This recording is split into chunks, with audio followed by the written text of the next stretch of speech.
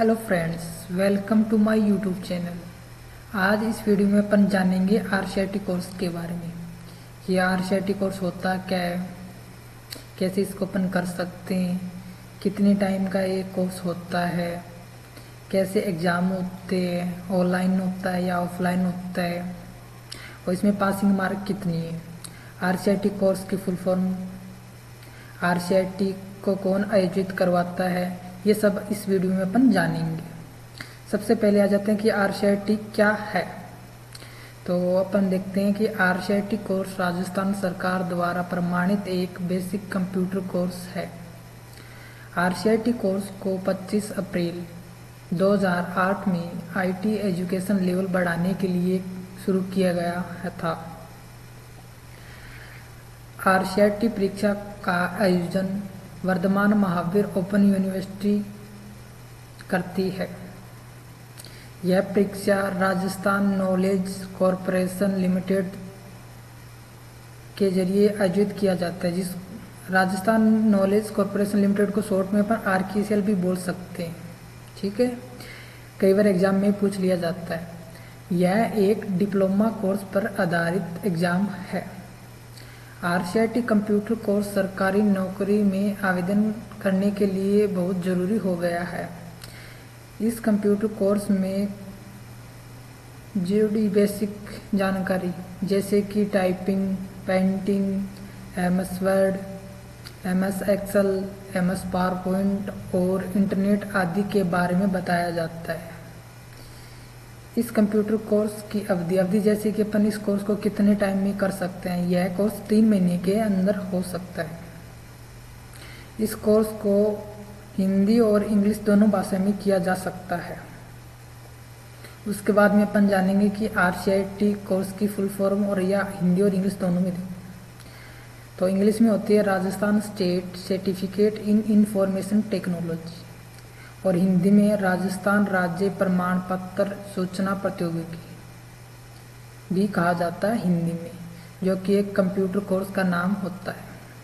हिंदी और इंग्लिश दोनों में आप याद रखना है आरसीआईटी की फुल फॉर्म। ठीक है, अब उसके बाद में आते हैं कि आरसीआईटी कोर्स कैसे करें। देखो, आरसीआईटी कोर्स को करने के लिए अपन कैसे क्या करना पड़ेगा। देखो, सबसे पहले देखो, अगर आप आरसीआईटी कोर्स करना चाहते हैं तो इसके लिए आपको आसानी से आवेदन कर सकते हैं। इसमें आवेदन करने के लिए आपको सबसे पहले किसी मान्यता प्राप्त संस्था अर्थात आईटी ज्ञान केंद्र में इसके लिए आवेदन करना होता है।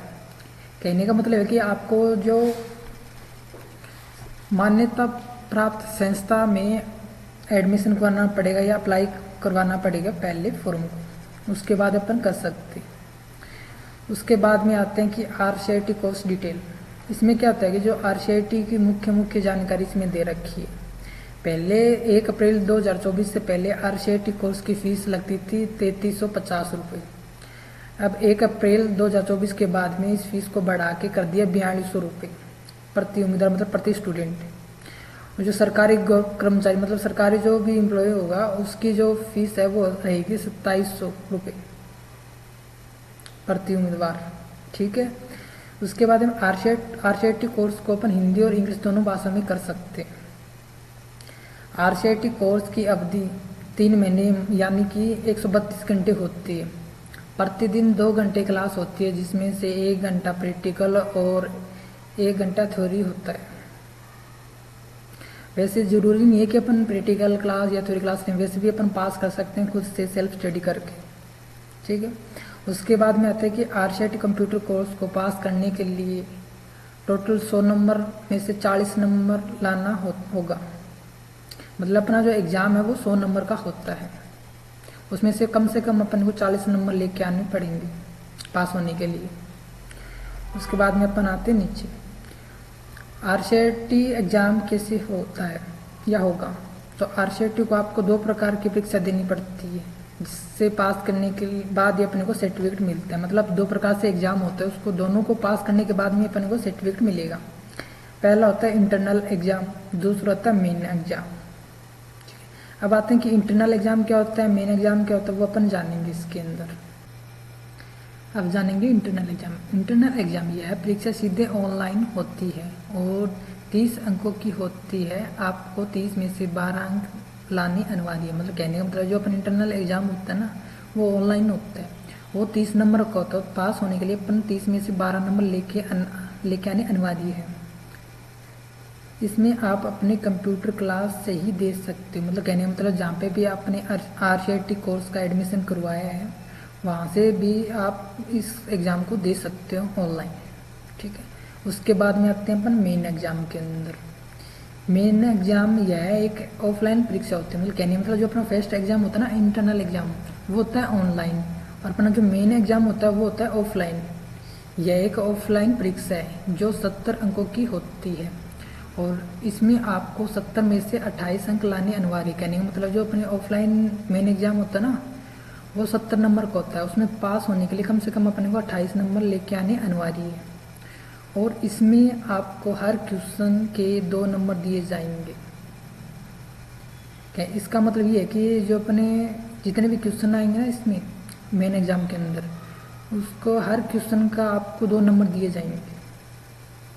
ठीक है, और आपको 14 प्रश्नों के सही उत्तर देने जरूरी है। मतलब कहने का मतलब कि टोटल क्वेश्चन अपने जो अपना मेन एग्जाम था उसमें टोटल क्वेश्चन आएंगे 35, उसमें से आपको 14 क्वेश्चन सही करना अनिवार्य है। मतलब कहने का मतलब है कि जैसे 35 क्वेश्चन है तो एक क्वेश्चन 2 नंबर का है तो 35 मतलब 70 हो जाएंगे और इसमें पास होने के लिए अपने को 28 नंबर चाहिए। तो 28 कम से कम अपने को 14 क्वेश्चन सही करेंगे तब ये 28 नंबर अपने बनेंगे। तो पहले एग्जाम में अपन को जैसे इंटरनल एग्जाम होता है ना उसमें 30 नंबर का होता है, उसमें पासिंग मार्क होती है 12। और दूसरा अपना इंटरनल एग्जाम होता है मेन एग्जाम होता है 70 नंबर का होता है, उसमें पासिंग मार्क होती है 28। मतलब दोनों को मिला के चलते हैं जैसे 12 और 28 मतलब 40 नंबर। 100 में से अपने को 40 नंबर कम से कम लेके आने होते पासिंग मार्क, तभी अपने को सर्टिफिकेट मिलेगा।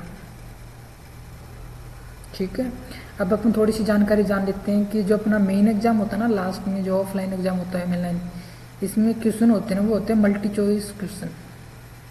ठीक है, और जो ऑफलाइन क्वेश्चन एग्जाम होता है ना वो होता है OMR शीट के अंदर होता है। जैसे OMR होता है क्या है, OMR देखो इसकी फुल फॉर्म देखो, ऑप्टिकल मार्क रिकॉग्निशन। ठीक है, अब जो अपना ऑफलाइन एग्जाम होता है उसमें कितना टाइम दिया जाता है, तो कम से कम इसमें दिया जाता है 1 घंटा। आपको 1 घंटे का टाइम मिलता है ऑफलाइन एग्जाम में। मेन एग्जाम के अंदर 35 क्वेश्चन होते हैं, टोटल 70 नंबर का होता है और उसमें से कम अपने को 14 क्वेश्चन सही होने चाहिए, 28 नंबर। और जो अपने ये RCET का जो एग्जाम होता है ना कभी भी देख लेना आपको संडे को मिलेगा। मतलब अपना जो एग्जाम होता है RCET कब होता है, संडे को। ठीक है, थैंक यू। और मेरे हिसाब से आपको सभी RCET कोर्स की इन्फॉर्मेशन मिल चुकी होगी, सभी जानकारी समझ में आ गई होगी। थैंक यू, और मेरे YouTube चैनल को प्लीज़ सब्सक्राइब कीजिए, Sunil tech Rajgarh. Thank you.